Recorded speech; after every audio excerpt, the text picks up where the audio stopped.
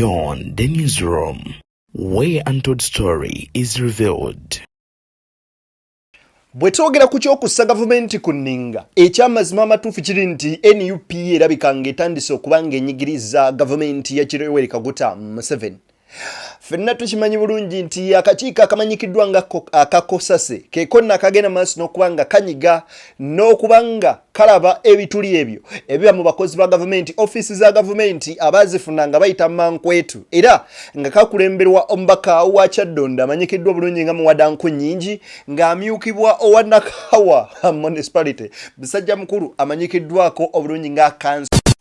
Ebuvanjuba nebugwanjuba ewaka wasigalawo ewasinga. Beyond the newsroom gwe mukutu ogukuleetera ekyo ekisinga. Katiranga naffe ng'oyita ku noti 771 44 53 ne noti 744 26 45 na bino bikulu tetulanga bafere, tetulanga basawo ba kinnansi n'abagwa mu koowa eryo. Mwebale kutuwagira. Thank you.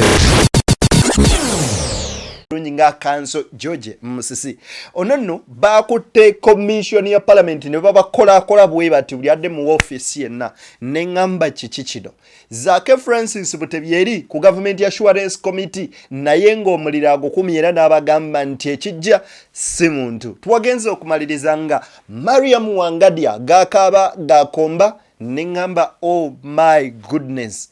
Omusajja Muwadanku Nnyingi ne Nalukoola baasoyezza abasajja ebibuuzo n'abakazi amaziga ge gabeeyimiridde. Kyokka nno Muwadda n'agamba mmwe tetunnaba, luno olwammwe lukyagenda mu maaso era luno lubulamu enku ntini. Ne ŋŋamba ekiki kino ekijja nga si muntu. Kyokka ne Zake Francis Butebi gyali tannatereera akyawera agamba mmwe ebyo bye mulimu kuliisa bijanjaalo mpiso. BTN Media Beyond the Newsroom gwe mukutusema kutukwoli erinnya nzedde niyagenda maaso n'okuba nga nkuweereza n'okutusaako ensonga ez'enjawulo. Nzikiriza wano wennyini we tuba tugenda maaso n'okuba nga ate tutandikira video kimpere like bw'okiwa like ebejje kudduka emisinde mingi etuuke kukolesa kinoomu ate era mu ngeri emu naawe watulanga gwe mulundi gw'okusosola video zaffe. Njagala okusaba otwegatteko mu butongole ng'osubscribing awo nno oba onkoledde ddala obulungi obutenkaneka. Njagala sooka kugenda maaso n'okuba ate nga nkuwa ku video enno. Kasooke nkwe uliriza ebigambo by'ono Pastor Katini. I'm not political opinionated, but I love this guy called Kyagulanyi Ssentamu. And why do I love this guy? I've been following his music, and I know his music. I can even sing some of his songs. But one of the songs he sang, he made this statement: but if you stand for the truth, better be ready to stand alone. Right? If you stand for the truth, better be ready to stand alone. What was he saying? He was saying you can't have the truth and remain with all the others. There are some people that are moving lonely because they bear the truth. I'm telling you, truth is always lonely, and deceit loves company. Bad character loves company. But truth is always lonely. Are you aware? When you go back home and power goes off, what do? You walk outside to see who else. Are we the only ones? And when you see that everyone... Pastor no mukubuulira yabagambye nti ye ayagala nnyo Robert Kyagulanyi Ssentamu. Mumanyi tetujja bawanga bantu bavuma buvumi bantu bokka tubagambe nti gundi yavumye gundi yamwogeddeko bw'ati. Wabula ate n'abamu bwe baboogedde birungi tuba appreciating era ne tubaleeta ne mubalaba. So omwami ono ye yagambye ayagala nnyo Robert Kyagulanyi Ssentamu. Era ekisinga okumwagaza bye bimu ku njiri ye ebigambo bye byazzenga agenda maaso n'okubeera nga ate mwanattu ayogera.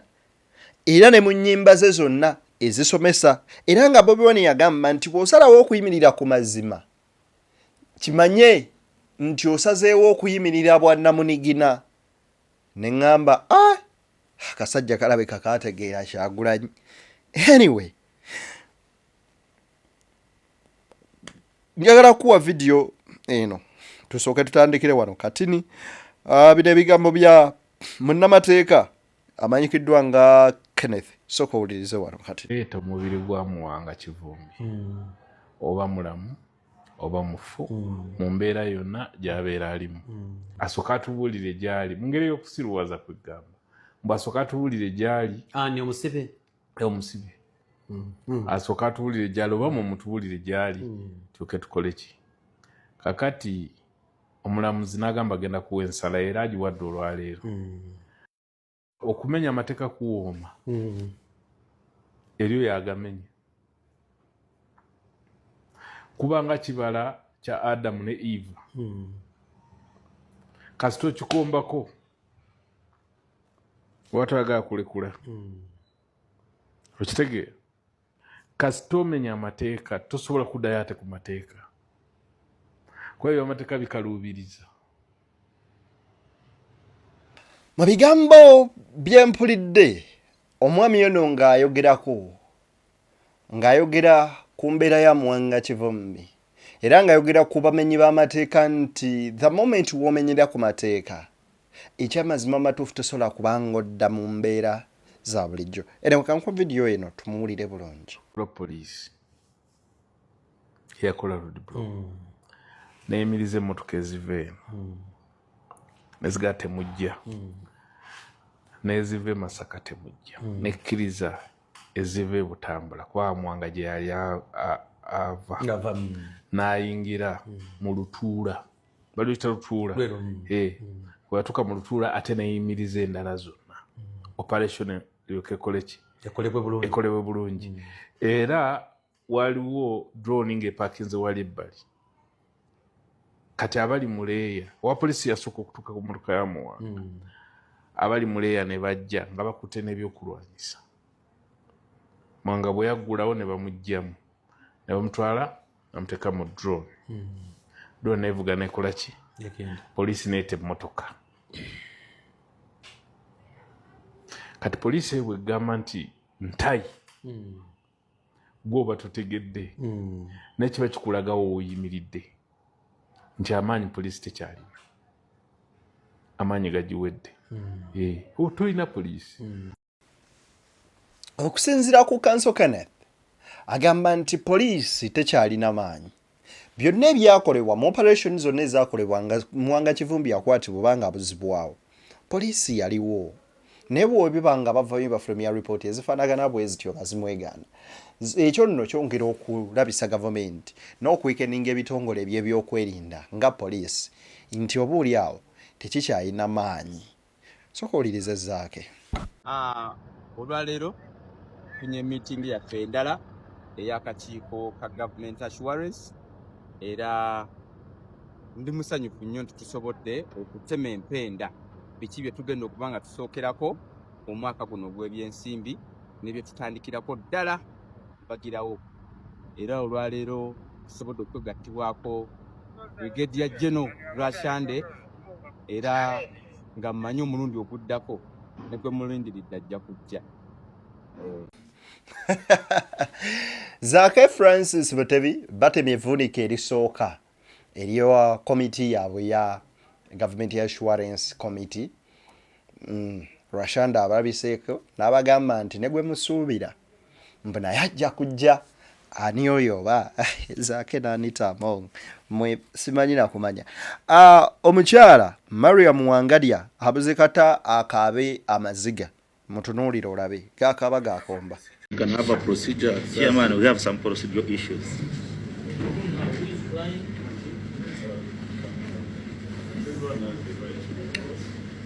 Let the chairperson finish making her submission before we chip in. I sent one of the members of the commission there, Father Lokodo, to represent us at that meeting. To date, I regret that decision. I had no idea how frail he was.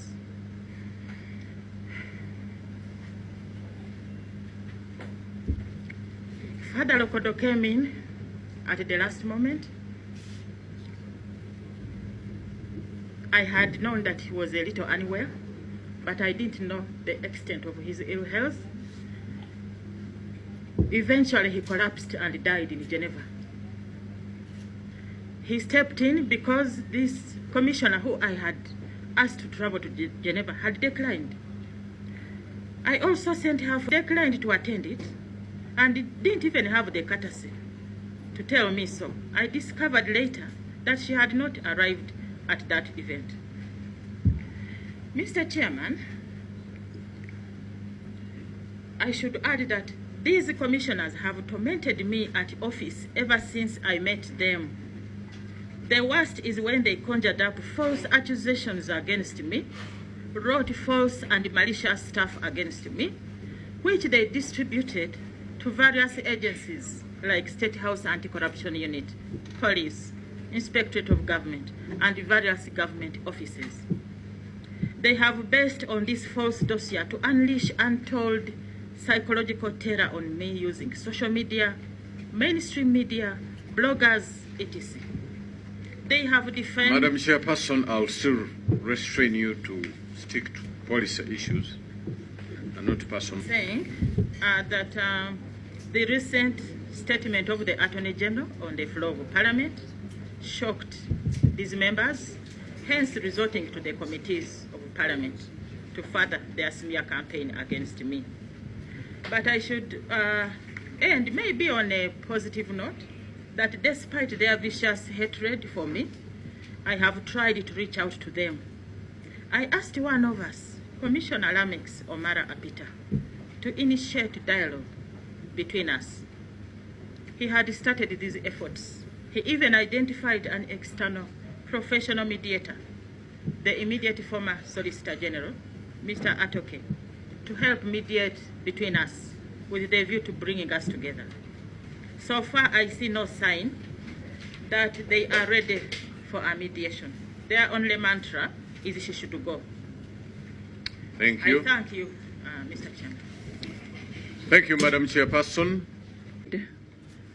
Some of the reasons that you give, it is found that you resisted arrest, so the force that was used on you was proportionate. Therefore, we close. It is found that the officer who was conducting the arrest acted in self-defense, so we've closed.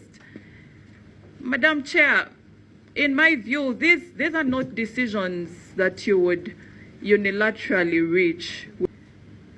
Honestly and without partiality, how is it, I want to understand how you can unilaterally, without the involvement of other commissioners, dismiss and close files. And how do you think those Ugandans whose files you have just thrown out would feel after they have presented all these things to you and other commissioners are telling us they were not part of the decision?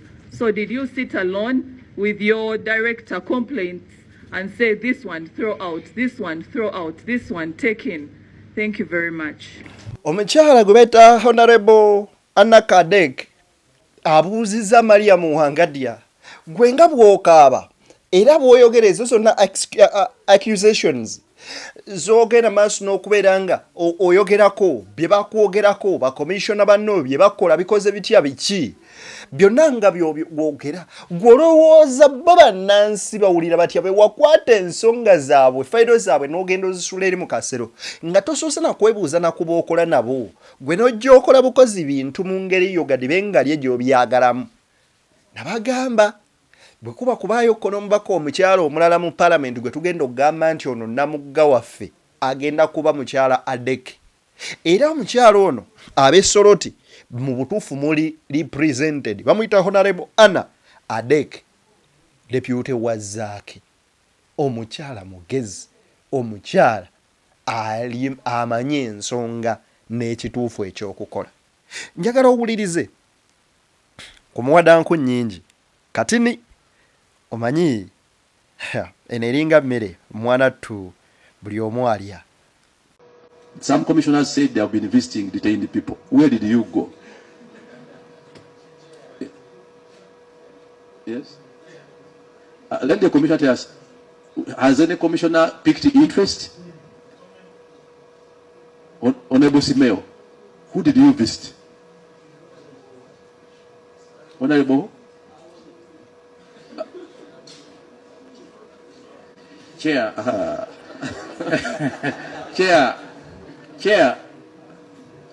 Chair. Clerk, I'm addressing the chair.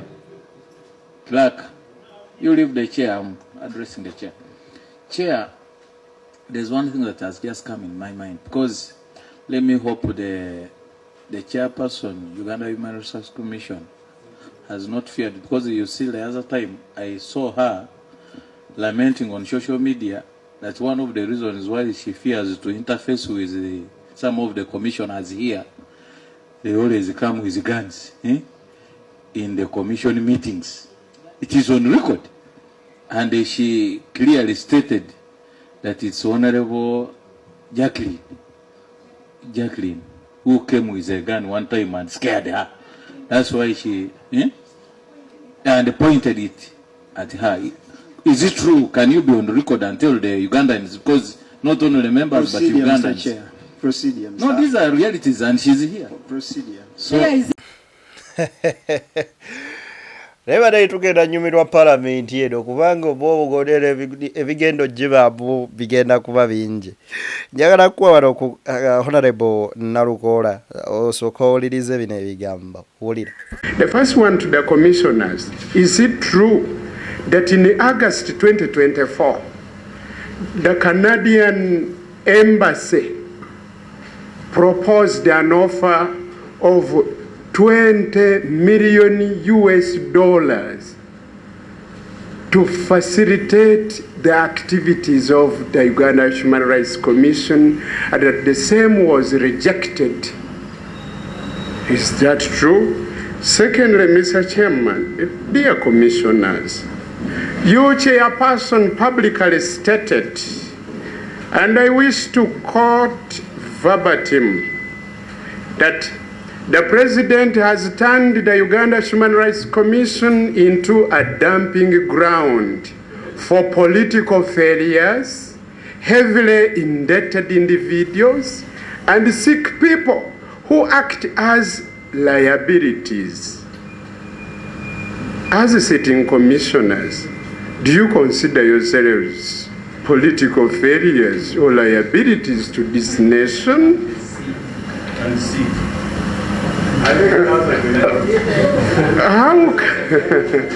And now, how can the public trust an institution whose own leadership holds them with such contempt?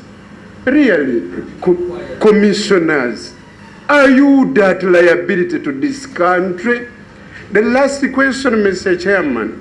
Commissioners, Simeon Subuga, Kano Basaliza, and Commissioner Jacqueline Atohaire, you jointly petitioned the President and the Inspector General of Government, alleging systemic financial misconduct, abuse of office, and irregular decision-making under your chairperson, Madam Wangadya.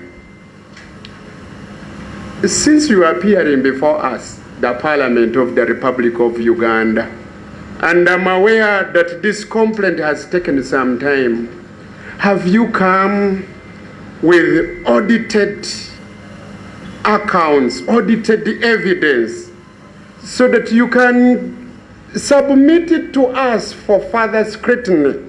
If you have that, kindly do supply us with such so that we can manage these matters effectively.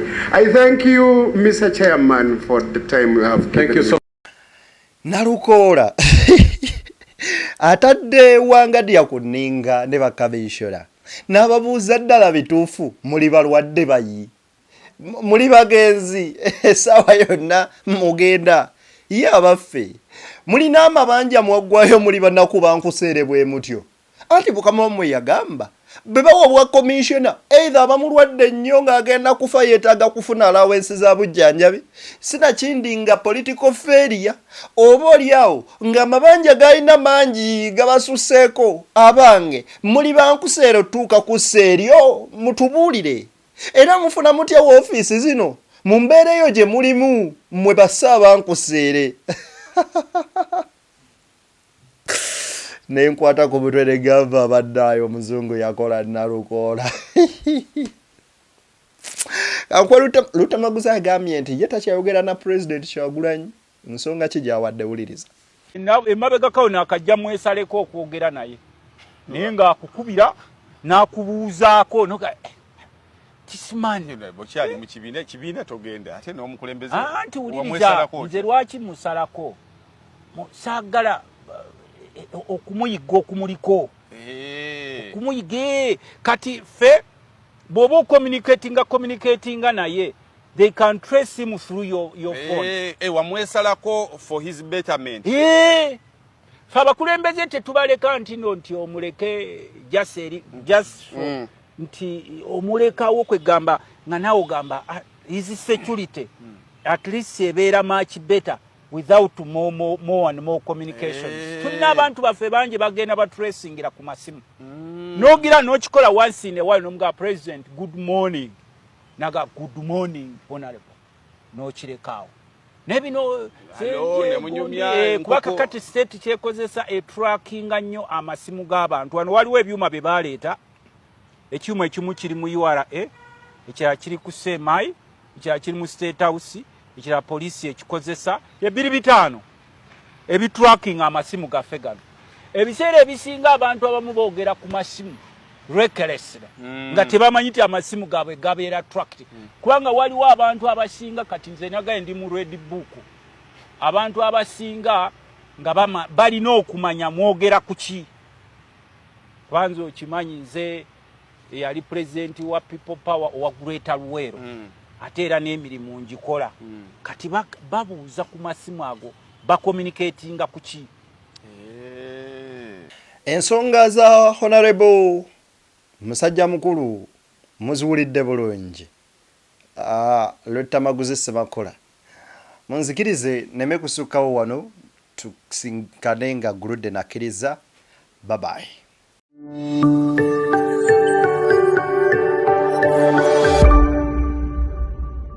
Beyond the newsroom, where untold story is revealed.